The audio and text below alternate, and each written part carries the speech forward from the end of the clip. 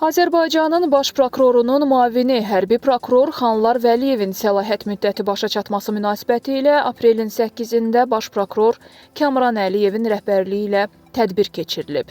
Baş prokurorluqdan verilən məlumata görə tədbirdə çıxış edən baş prokuror Kamran Əliyev Xanlar Vəliyevin xidmətlərini yüksək qiymətləndirib.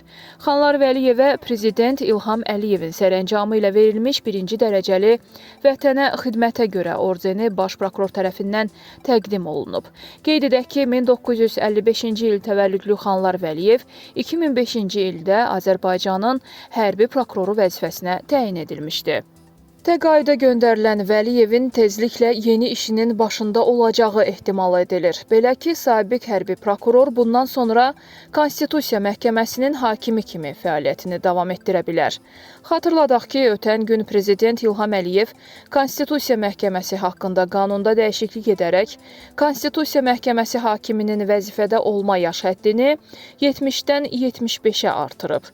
Bu səbəbdən hazırda 70 yaşı olan Xanlar Vəliyevin Konstitusiya Məhkəməsinin hakimi vəzifəsinə təyin edilməsi haqqında Milli Məclisə təqdimat göndərilə bilər. Qeyd edək ki, daha öncə 69 yaşında Ədliyyə Naziri vəzifəsindən azad edilən Fikrət Məmmədov da Konstitusiya Məhkəməsinin hakimi təyin olunub.